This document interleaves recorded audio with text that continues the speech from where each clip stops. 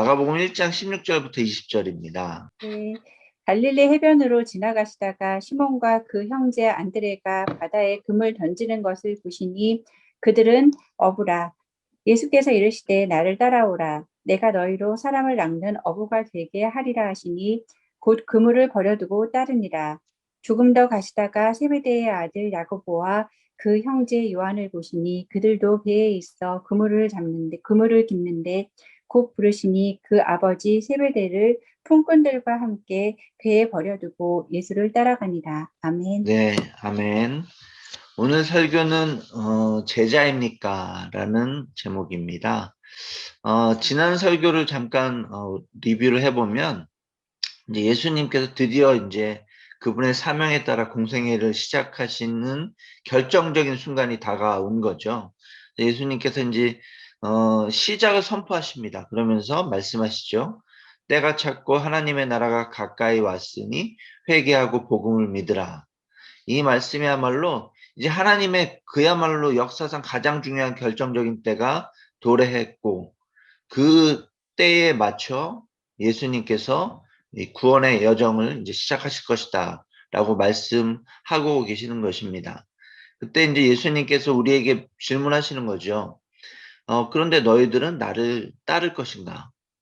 너희들은 이 하나님의 나라를 이루어 가는데 함께 동참할 것인가? 너희들의 인생의 진정한 왕이 누구인가? 너희들을 통치하는 그 존재가 어떤 분인가라고 예수님께서 우리에게 이 말씀을 통하여 도전하고 계시고 말씀하고 계시는 것입니다.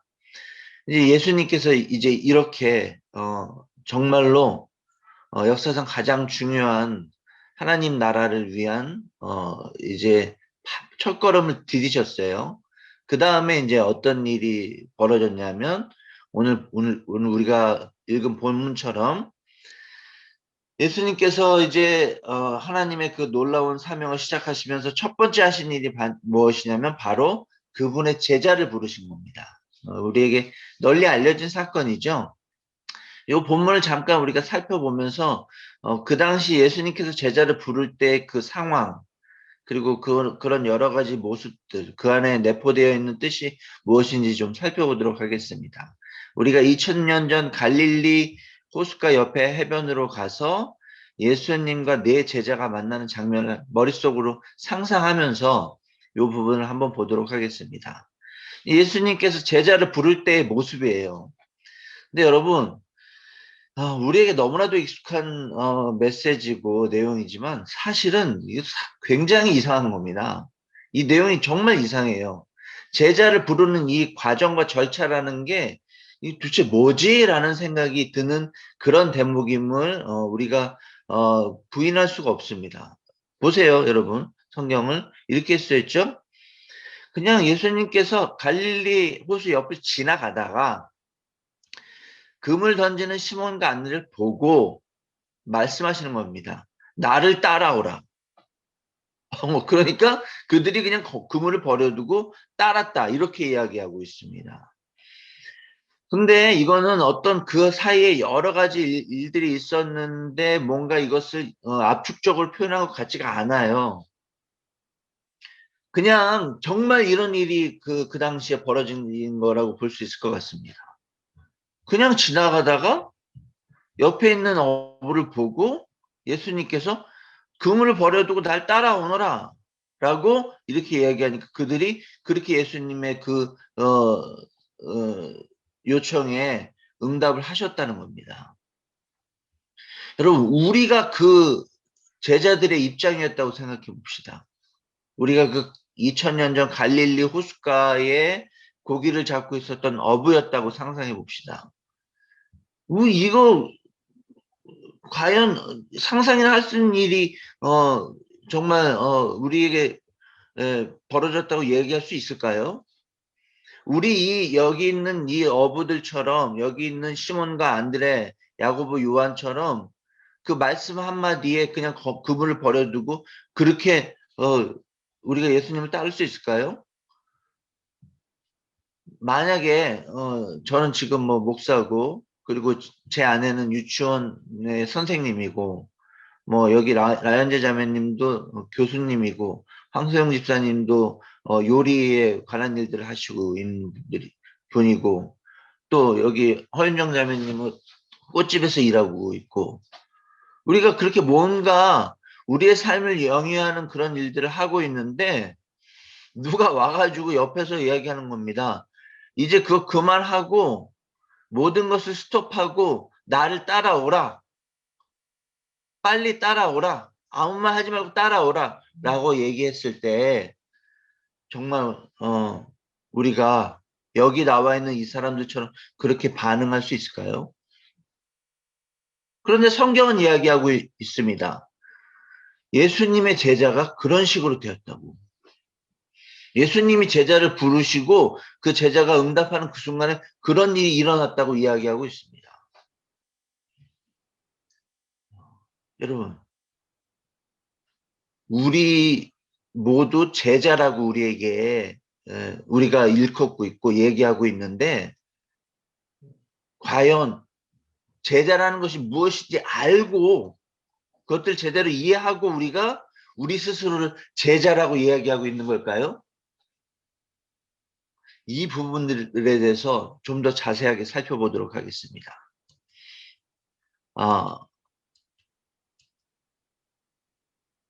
예수님이 제자를 부르신 그 대목, 성경 본문의 대목은 정말 제가 좀 전에 이야기한 대로 그냥 일상적이고 그리고 우리가 흔히 겪을 수 있는 그런 일들이고 삶 속에서 볼 수 있는 그런 일들이 아니고 매우 갑작스럽고 매우 전격적이고 매우 충격적인 일이었다는 것을 우리가 염두에 두고, 그것이 예수님이 제자를 부를 때의 그런 느낌이고 모습이었다는 것을 생각하고, 그럼 과연 제자란 무엇이기에, 제자란 누구이기에 이런 식의 과정을 통해서 예수님과 하나 되고 예수님의 그 여정을 뒤따르게 되었는가를 좀 살펴보도록 하겠습니다. 여러분, 성경에서 우리가 예수를 따르는 사람을 이야기할 때 어떤 단어를 주로 쓰냐면 제자라는 단어를 주로 씁니다. 우리는 우리에 대해서, 우리의 정체성에 대해서 이야기할 때 보통 크리스찬이라고 많이 얘기하잖아요. 그리스도인이라고 얘기하잖아요. 그런데 성경 신약 전체를 통틀어서, 사실 그러니까 구약에도 없는 단어, 구약에는 아예 없는 단어고 신약 전체를 통해서 그리스도인이란 단어는 딱 3번밖에 안 나옵니다. 사도행전 11장, 26장, 그리고 베드로전서 4장. 근데 이때 나오는 이 그리스도인은 모두 외부하고의 관계 설정을 이야기할 때, 즉 예수를 믿는 무리와 그리고 그 믿지 않는 사회, 그 사이의 관계를 이야기할 때 이 단어를 사용해요. 그래서 예수를 믿는 무리를 그 주변 사람들이 그리스도인이라고 불렀다 할 때 사용하거나, 아니면 아그리빠 왕이라는 사람이 사도 바울을 보고 너는 그리스도인이잖아 라고 그들의 정체성을 외부 사람이 규정할 때라든가, 또는 베드로전서는 그런 건 아니지만 우리가 그리스도인으로서 고난을 받아야 된다. 즉 외부에 있는 그리스도인이기 때문에 외부로부터 받는 그런 어떤 고난과 억압과 탄압들, 그런 것들 견뎌내야 된다는 베드로 사도의 이야기에서 등장하는 단어입니다. 그리고 주로 예수를 따르는 사람들의 정체성에 대해서 이야기할 때, 그 이름을 붙일 때 성경에서 주로 이야기하는 단어는 제자라는 단어라는 것입니다. 그런데 우리가 아까 본문에서 봤잖아요. 제자를 예수님 부르실 때에 그 매우 갑작스럽고 전격적이고 충격적인 그런 모습들 말이에요. 예수를 따르는 자를 제자라고 불렀을 때 그 제자는 어떤 제자여야 되는가? 우리가 흔히 생각하는 스승과 제자의 관계에서 생각하는 그 제자의 개념으로 단순히 생각하면 제대로 생각하는 것일까? 라는 것을 우리가 좀 살펴보자는 얘기입니다. 제가 책 한 권 소개시켜 드리고 싶어요. 이거는 존 스토트 목사님 여러분 아시죠? 존 스토트 목사님이 수많은 책을 썼는데 그 존 스토트 목사님 쓴 책 중에 마지막 책입니다. 인생 88세에 이 책을 마지막으로 탈고하시고 그 위에 이제 얼마 안 있다 죽음을 맞이하셨는데 그 존 스토트 목사님이 쓴 책이 제자도란 책이에요. 여기 제가 갖고 있는데 두껍지 않아요. 얇아요. 여러분들에게 권해드리고 싶습니다. 예수를 따르는 제자의 삶이 무엇인지 여기에 아주 핵심적으로 잘 정리해 놨습니다. 근데 이 존 스토트 목사님이 이 제자도란 책을 쓸 때 제자에 대해서 한마디로 이렇게 얘기했어요. 레디컬하고 홀허티드한 디사이플이 예수를 따르는 제자의 모습이다. 존 스토트 목사님은 예수를 따르는 제자란 그냥 제자가 아니라고 얘기합니다. 굉장히 레디컬하고 그리고 전심을 다하는 그런 제자만이 예수를 따르는 제자라고 이야기하고 있습니다. 레디컬이란 단어가 여기 뭐 미국 분들 계셔서 미국에 사시는 분들 계셔서 더 잘 아시겠지만 우리가 보통 뭐 급진적인 또 뭐 극단적인 아니면 과격한 이렇게 한국말로 이렇게 번역을 하는데 사실은 레디컬이라는 거는 근본적인 걸 변화시킨다. 아니 뿌리서부터 변화시킨다는 그런 의미가 있습니다. 레디칼이라는 단어가 라틴어 라딕스 그러니까 뿌리라는 단어에서부터 온 단어 파생된 단어더라고요. 그러니까 뭐냐면 예수의 제자가 된다는 것은 삶을 송두리째 바꾸는 것이다. 전심을 다해 그 모든 것들을 행해 나가는 것이다. 라고 그렇게 성경은 이야기하고 있고 존 스토트 목사님도 이야기하고 있다는 것입니다. 예수님께서 그 제자들을 갑작스럽게 전격적으로 그리고 아주 충격적으로 부르신 이유, 그 이유는 뭐냐?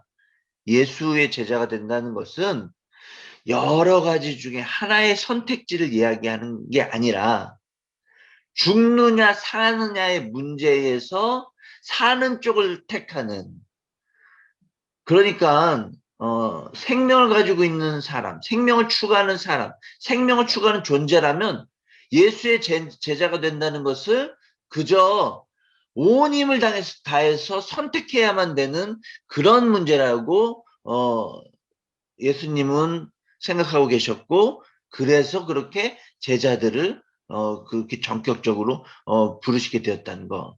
그걸 우리가 좀 생각하고 이해할 필요가 있겠습니다. 자, 근데 어떤 사람이 제자가 되는 걸까요? 사실 보면은 예수의 제자가 된다는 게 그만큼 중요하고 핵심적이고 그리고 레디컬하고 홀허티드하고 모든 것들을 다 그야말로 그냥 모든 것들을 다 걸어야 할 만큼 중요한 사항임에도 불구하고 어떤 사람은 제자가 되고 어떤 사람은 제자가 안 되고 그렇잖아요. 그리고 우리가 예수의 제자가 되었다고 자부하고 그로 인해서 굉장히 감사하고 기뻐하지만 우리 주변에 여전히 예수의 제자가 되지 않는 그런 많은 분들이 있잖아요. 그리고 또 하나 예수의 제자가 된다는 것이 사실 우리가 예수의 제자로서의 그 우리 삶의 정체성을 가지고 삶을 살아보지만 정말 간단한 문제가 아니거든요. 그런 여러 가지 것들을 생각해 볼 때 누가 제자가 될 수 있는 걸까? 어떤 자격이 예수의 그 제자로서의 그 삶을 살 수 있도록 그렇게 해주는 걸까? 라는 것들이 궁금해지게 됩니다. 누가 예수의 제자가 되는 걸까요? 그래서 제가 그냥 그걸 생각하다가 요 두 부분을 비교해 보면 좀 뭔가 그 예수의 제자가 된다는 개념이 무엇인지 좀 더 확실하게 이렇게 다가올 수 있을 것 같아서 생각을 해 보았습니다. 요즘 이제 한국에서 축구 제일 잘하는 분은 손흥민 씨죠. 저도 손흥민 이 선수 되게 좋아하는데 손흥민의 제자가 된다는 것과 예수의 제자가 된다는 것, 둘 사이가 어떤 개념의 차이가 있는 걸까요? 자, 우선 스승과 제자가 된다는 것은 뭐 단순합니다. 어떤 사람이 어떤 사람의 뒤를 따르기를 원하고 그리고 그 사람이 자기를 따르기 원하는 사람을 받아주면 그 둘 사이는 스승과 제자가 되는 것입니다. 내가 축구 잘하고 싶어가지고 손흥민 선수에게 당신의 제자가 되고 싶습니다. 이야기하고 손흥민 선수가 아, 좋습니다.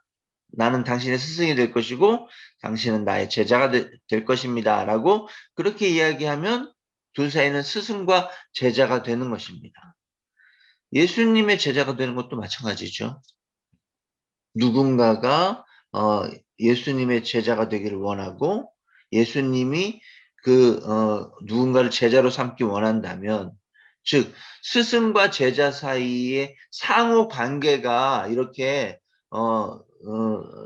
서로의 관계가 맺어져서 무언가가 전해지고 무언가가 전수되고 무언가가 그것들을 받을 수 있고 그것들을 받아들이고 그것들로 인해서 그 인생의 여러 가지 것들을 그 방향으로 발전시킨다면 스승과 제자가 되는 거겠죠. 손흥민의 제자도 마찬가지고 예수님의 제자도 마찬가지입니다. 그런 의미에서 손흥민의 제자가 되는 것과 예수님의 제자가 되는 것은 같은 의미입니다. 그러나 둘 사이에는 결정적인 차이가 있습니다. 그게 뭘까요? 손흥민의 제자가 되는 것, 그것은 어떤 사람이 손흥민의 제자가 된다는 것은 굉장히 기쁘고 추구할 만한 일이고 그리고 축구를 좋아하는 사람 입장에서는 그것들을 하고 싶은 그런 그 바람이 완성되는 것이기 때문에 너무너무 행복한 일이겠지만 손흥민의 제자가 되지 않는다고 해서 축구를 못하는 건 아닙니다. 손흥민의 제자가 되지 않고 제자가 되는 것을 실패한다면 다른 이의 제자가 되면 되고 다른 이와 함께 또는 자기가 가지고 있는 어떤 방법들을 통하여 축구를 그냥 하면 돼요. 그런데 예수의 제자가 되지 않는다는 것은 어떤 의미냐면 생명의 길을 가지 못하고 사망의 길을 그냥 간다는 의미가 되는 것입니다. 예수의 제자가 된다는 것은 어떤 의미냐면 그냥 단순히 자기가 좋아하는 것, 자기가 원하는 것들을 그냥 좀 더 잘 이룬다는 그런 의미가 아니에요. 예수의 제자가 된다는 것은 완전히 인생의 어떤 것들을 그분께로 향한 다음에 오로지 그분이 가지고 있는 예수 그리스도가 가지고 있는 그분이 가지고 있는 그 생명의 근원적 어떤 영역 속에 들어간다는 것을 의미하는 겁니다. 그러니까 예수의 제자가 된다는 의미는 모든 것을 그저 거기에다가 투과하고 바친다는 의미가 있다는 것을 우리가 잊지 않았으면 좋겠습니다. 그런데 손흥민의 제자가 되려고 해도 손흥민이 예스를 해야 되는 거잖아요. 예수님의 제자가 되려고 해도 예수님이 예스를 해야 되는 겁니다. 즉 예수님의 제자로서의 그 삶을 온전히 살고 그 관계를 스승과 제자로서의 그 관계를 제대로 맺기 위해서 중요한 것이 무엇이냐면 스승 대신 예수가 제자 되기를 원하는 우리를 받아줘야 된다는 그런 이야기입니다. 근데 예수님이 어떤 사람을 제자로 받아주는 걸까요? 여기에 우리가 생각해야 될 아주 중요한 포인트가 있습니다. 사실 예수님이 어떤 사람을 제자로 받아들이고 어떤 사람을 제자로 받아들이지 않는지에 대한 기준은 우리 인간의 입장에서는 알 수가 없다는 데 문제가 있습니다. 제가 가끔 이야기한 거 있는데, 제가 예전에 인도에 선교 갔을 때, 인도 선교사님, 우리를 가이드하던 선교사님이 저에게 이야기해 주신 말씀이 있습니다. 제가 그 인도에 도착한 날, 인도 신문 그 일면에 대문짝 같이 난 사건이 있다는 거예요. 그게 뭐냐면, 어떤 사람이, 어떤 힌두교를 믿는 사람이 힌두교 입장에서의 구원을 얻기 위해서 히말라야 산맥에서 인도 북부까지 8년 동안 옆으로 굴러왔다는 거예요. 히말라야 어떤 지역에서 인도까지 8년 동안 옆으로 굴러왔답니다. 그리고 그 신문 제가 도착한 날 그날 마지막 여정을 마치고 그리고 그것에 대해서 많은 사람들이 축하하는 그런 것이 신문에 났다는 거예요. 선교사님 그 얘기를 해주더라고요. 제가 그거 보면서 그런 생각이 들었습니다. 진짜 어마어마하다. 모든 것을 포기하고 8년 동안 옆으로 굴러서 그 어떤 구원의 여정을 그 나름 이렇게 소화했다는 그 사람의 그 순례의 그 모습. 인간 최재형으로서는 감히 상상하기도 힘든 그런 일인데 힌두교 신자 어떤 사람은 그거를 했다는 것이죠. 그걸 왜 했냐면 힌두교 이 사상에는 고행을 많이 하면 할수록 구원을 받는다는 그런 믿음이 있기 때문에 8년 동안 옆으로 굴르면 걸어가지 않고 굴러서 그 여정을 마치면 구원받을 수 있을 거라고 그 자신이 생각해서 그렇게 했다는 거예요. 여러분, 그런데 생명의 주인이신 역사의 주인이신 창조주이며 구세주이신 예수님은 그런 사람을 제자로 받아들이지 않습니다. 왜냐? 예수님이 원하는 모습과 원하는 생각이 그 속에 담겨져 있지 않기 때문에 그렇습니다.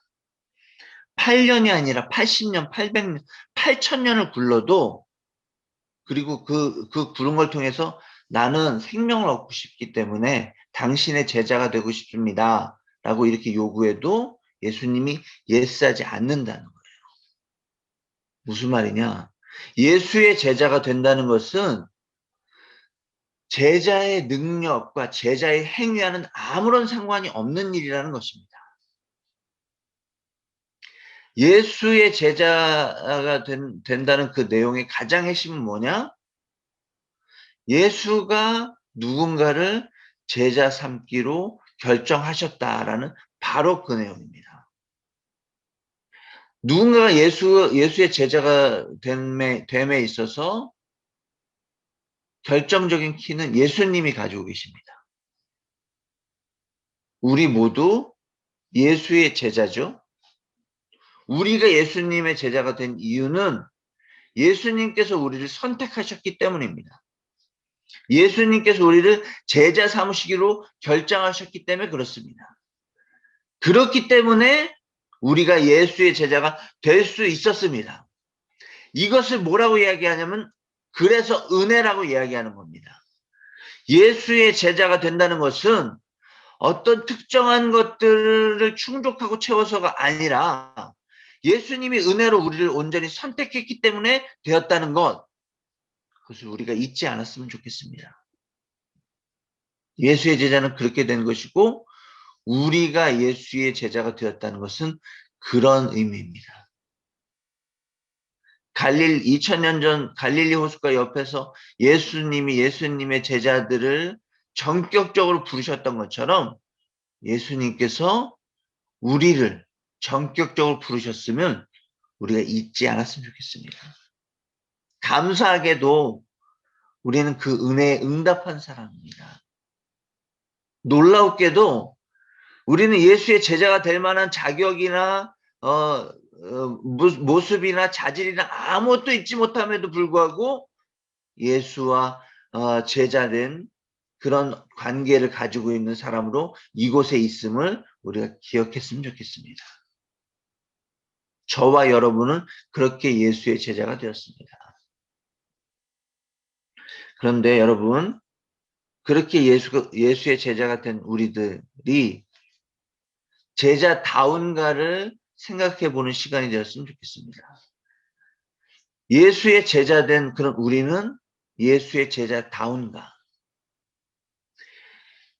예수의 제자가 되는 것은 예수님께서 결정하시지만, 예수님의 전적인 은혜로 되어지는 것이지만, 제자가 된 다음에 제자다운 모습을 가지고 있는가는 그건 우리가 해야 될 몫임을 잊지 않았으면 좋겠습니다.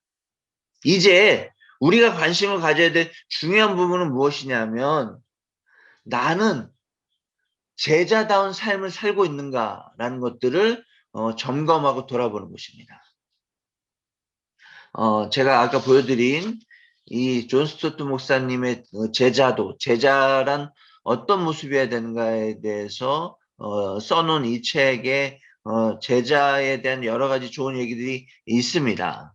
8가지 테마를 가지고 설명을 하셨어요.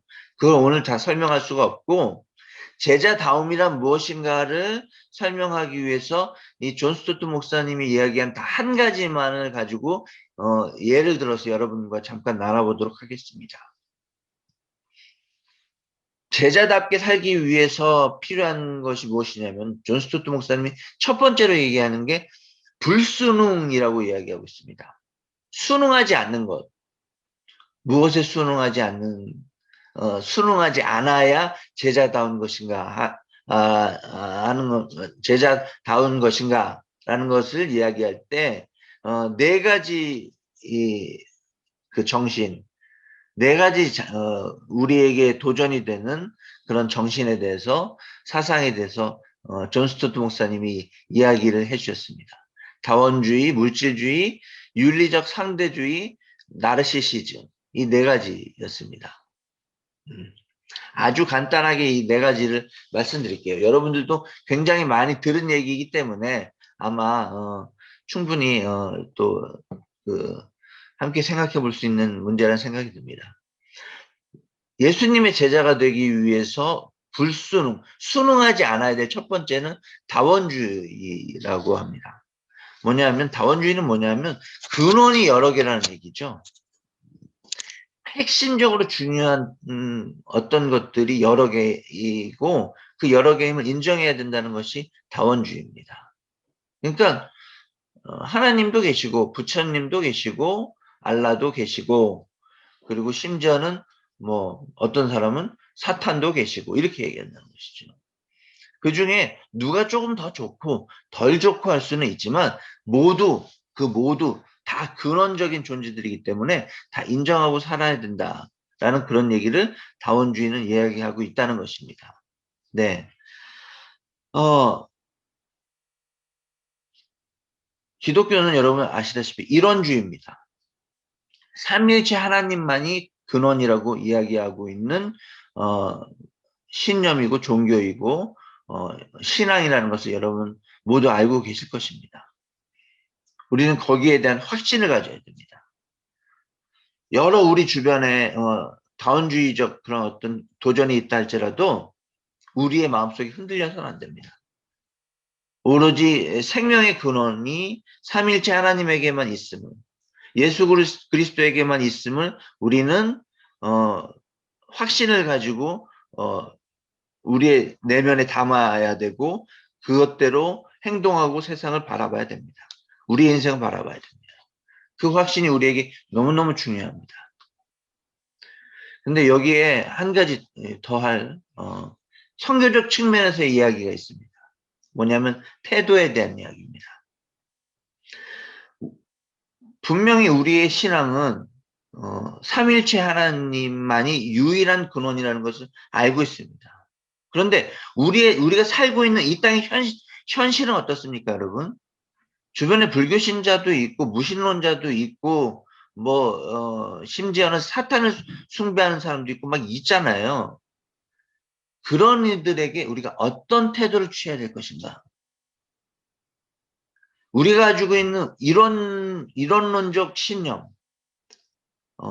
삼일체 하나님만이 유일하다는 그 생각, 그것들을 그들에게 전해야 되는데, 문제는 그것들을 그들에게 겸손하고 부드럽고 온유하게 그리고 따스하게 그렇게 전하지 않고서는 우리의 생각이 그들에게 먹히지 않는다는 것입니다. 우리의 생각을 그들에게 전할 수 없다는 것입니다. 그들이 우리의 어쩌면 그리스도만이 구세주의다라는 이 내용을 전달할 때 이 내용 겉에 씌어져 있는 우리의 태도를 보고 우리가 이야기하는 우리 이 복음의 내용의 핵심을 들으려고도 하지 않고 우리를 배척할 수 있다는 것을 우리가 기억해야 됩니다. 여러분, 현재 어울려 사는 사람임을 우리가 인정하고, 우리와 생각이 다르고, 다원주의적 사고나 또는 그들 나름의 잘못된 신념을 가지고 있다 할지라도 그들을 하나의 인격으로 소중히 여기고 다가가야 된다는 것. 그런 태도를 가져야 된다는 것이 매우 중요하다는 것을 여러분 잊지 마십시오. 선교적으로 너무 중요합니다. 그래서 우리의 태도와 우리의 생각의 확신과 이 두 가지를 그런 식으로 잘 조화를 이루어야 된다는 것을 우리가 잊지 않았으면 좋겠습니다. 두 번째, 우리 제자로서 불순응해야 될 것, 순응하지 않아야 될 것, 거부해야 될 것. 두 번째는 물질주의입니다. 이건 뭐 너무나도 많이 얘기를 했기 때문에 앞으로도 계속 얘기할 것이기 때문에 길게 이야기하진 않겠습니다. 다만 중요한 것은 불로소득에 대한 개념을 여러분들도 공부하시고 정립하셔야 된다는 겁니다.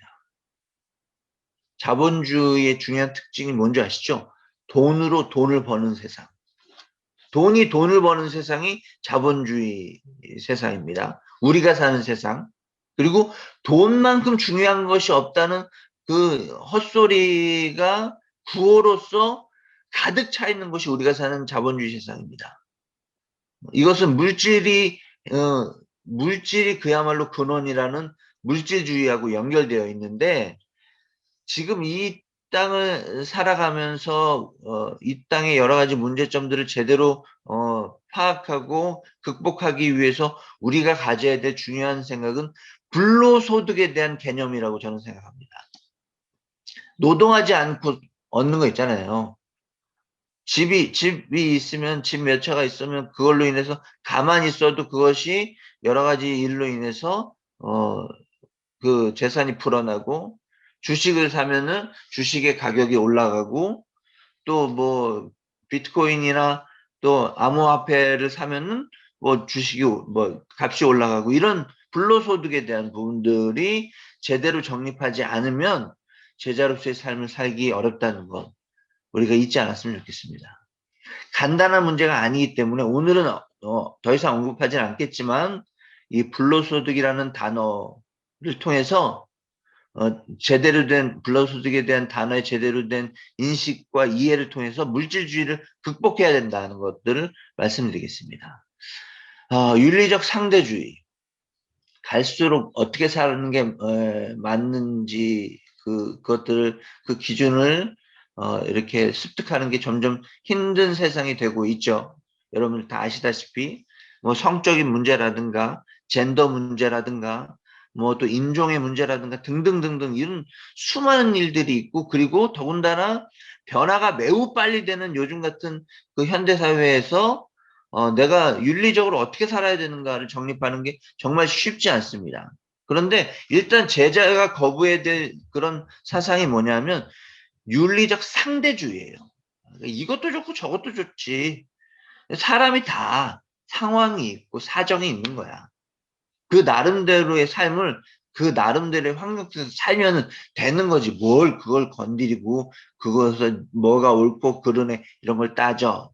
라고 생각하면 안 된다는 겁니다. 왜냐하면 우리에게는 윤리적 기준이 되는 성경이 있기 때문에 그렇습니다. 성경 속에 우리의 삶을 도덕적으로 윤리적으로 잘 살기 위해서 필요한 기준이 무엇이고 원리가 무엇이고 원칙이 무엇인지 쓰여져 있습니다.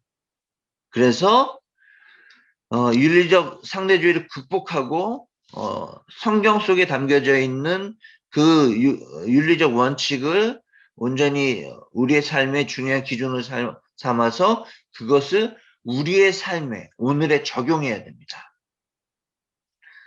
적용이 중요하죠. 사실은 적용 때문에 성경이 가지고 있는 원칙과 원리들이 무시되기 때문에 그렇습니다. 잘못된 적용은 성경의 원리와 원칙을 무시하도록 만든다는 거 잊지 마십시오. 그래서 또 제대로 잘 공부해야 된다는 것이고, 마지막으로 제자가 거부해야 될 불순응의 네 번째는 나르시시즘입니다. 여러분 그 나르시시즘이 뭔지 들어보셨죠? 뭐냐면 그리스 신화에 나오는 나르시스라는 어떤 그 존재가 사람인지 모르겠는데 어쨌든 그 사람이 그 시냇물에 비춰진 자기의 모습을 보고 자기의 모습에 너무 반해가지고 그 물속으로 들어가서 죽임을 맞았다. 뭐 그게 나르시스 신화 이야기이지 않습니까? 나르시시즘이라는 게 뭐냐면은 자아도취, 어, 자기에 대해서 만족하는데 과다할 정도로 만족하는 거. 그리고 내가 모든 것의 시작과 끝이라는 거. 자기 자신을 모든 것의 근원으로 두는 생각과 사상이 나르시시즘입니다. 그 나르시시즘에 대해서 한 가지만 소개해드리고 마치도록 할게요. 셜리 맥클레인이라는 분은 미국의 유명한 배우기도 한데 지금은 뉴에이지 운동의 뭐 거의 완전히 상징적인 존재입니다. 뉴에이지라는 그 종교 운동에. 근데 그 뉴에이지 종교 운동의 핵심은 나르시시즘에 있습니다. 내가 전부이고 내가 최고이고 내가 모든 것의 핵심이니까 나 하고 싶은 대로 하는 게 중요하다라고 이야기하는 게 뉴에이지 운동의 핵심의 사상이라는 겁니다. 그래서 셜리 맥클레인이 여기 이렇게 얘기하고 있어요. 나는 내가 존재함을 안다. 고로 나는 존재한다. 나는 신적인 힘이 존재함을 안다. 고로 신적인 힘, 그것이 존재한다. 나는 그 힘의 일부이므로 나는 스스로 있는 자다. 내가 신이 될 수 있다. 라는 게 뉴에이지 운동의 핵심적인 구호라는 거죠. 내가 신이 될 수 있는데 어떻게? 내 능력으로 될 수 있어.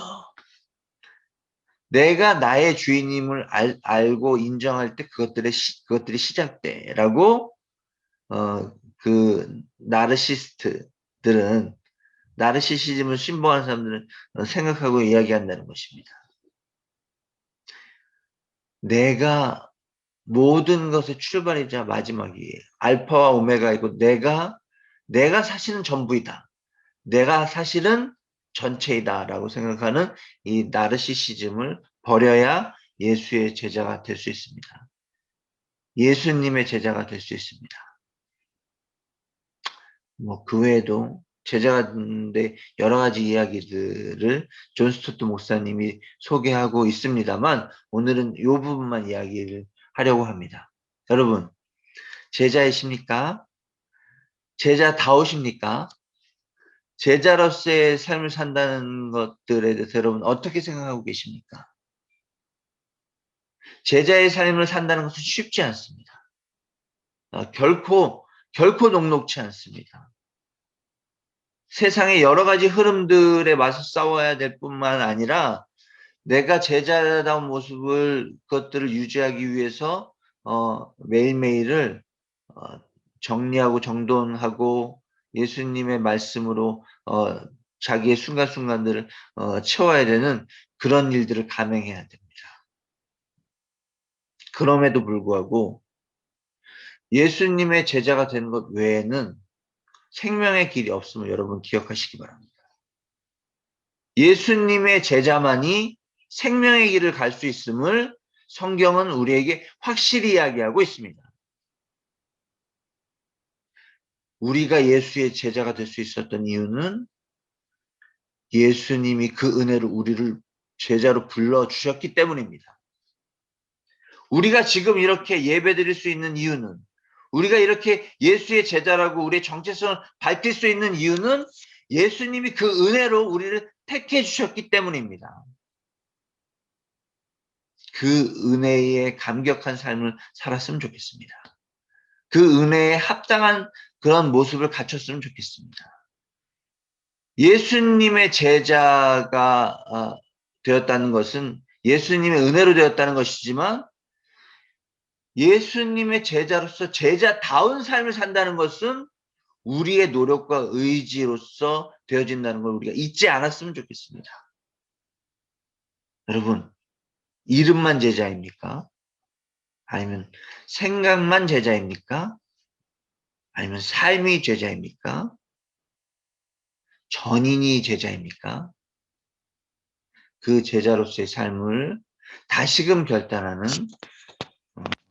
이 시간이 되기를 주님의 이름으로 축원합니다. 함께 기도하겠습니다. 말씀을 체화하는 기도, 그리고 우리의 우리의 제자다움을 다시금 결단하는 기도, 그리고 우리 주변에서 우리의 기도, 중보 기도에 도움을 필요한 이들을 위한 기도를 드리는 시간을 갖도록 하겠습니다. 여러분, 잘 아시는 짠나에 대한 기도 제목을 다시 올립니다. 왜냐하면 코이 짠나가 새 직장을 얻었습니다. 충남 홍성에 있는 홍성 브레이크라는 직장에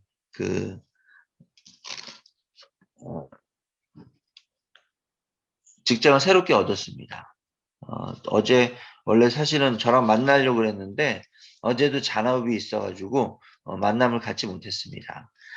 짠나가 새 직장 홍성 브레이크에서 잘 적응할 수 있도록 기도해 주시길 바랍니다. 그리고 주말에도 잔업이 있고 그래서 사실 신앙생활 하기가 쉽지 않은데 잘 신앙생활 할 수 있도록 기도해 주시기 바랍니다. 그리고 어제도 얘기 들어보니까 손목이 많이 아프다고 그랬는데 새로운 일을 하는데 또 건강해지지 않도록, 아프거나 피곤하지 않도록 기도해 주시길 바랍니다. 네. 하나님, 우리를 제자 삼아 주심에 감사를 드립니다. 이제 그 제자다운 삶을 살기를 원합니다. 그렇게 우리를 붙들어 주시고 우리를 변화시켜 주시고 제자다운 삶을 통하여 우리의 인생을 잘 살아갈 수 있도록 하시고, 우리 주변에 있는 이들이 우리를 바라보고 그들 또한 예수 그리스도를 뒤따르기로 결단하는 그 놀라운 역사가 이루어지게 하여 주시옵소서. 또한 우리 짠나 위해서 기도드립니다. 새로운 직장 홍성 브레이크에 취직했습니다. 쉽지 않은 그런 직장 생활이 될 것입니다. 그리고 타국 생활이 될 것입니다. 하나님 온전히 그를 붙들어 주시고 함께 하시고 동행하시고 아프지 않도록 하시고 이 일들로 인하여 짠나가 더욱 하나님과 친밀해지도록 허락하여 주시옵소서. 지금은 우리 주 예수 그리스도의 은혜와 아버지 하나님의 크신 사랑과 성령의 감화 감동 교통하심, 우리를 향한 역사하심과 충만하심이 예수님의 부르심에 응답하여 예수님의 제자가 되었고, 그 제자다운 삶을 살기로 결단하는 사랑하는 지체들 그 머리 위에, 그들의 인생 위에, 또 그들의 가정 위에, 그리고 새 직장을 얻은 짠나의 그 삶 위에, 그리고 코로나로 힘든 이 세계 위에 지금부터 영원까지 함께 하실 것을 간절히 축원하옵나이다. 아멘.